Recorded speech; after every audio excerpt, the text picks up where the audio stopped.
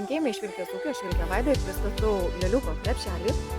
Štai tokios gėrybės jau gali atsidurti krepšelėje skirtame kūdikiams.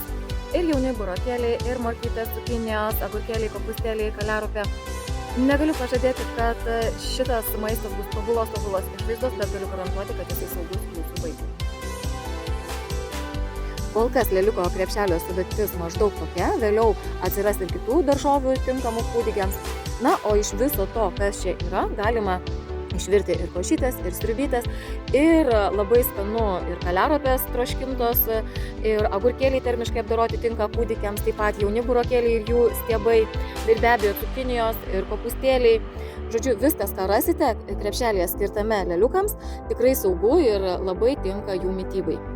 Kūdikio krepšelį užsakykite per mūsų platformą www.gamtinisdaržas.lt. Pristatymas įmanomas beveik visoje Lietuvoje.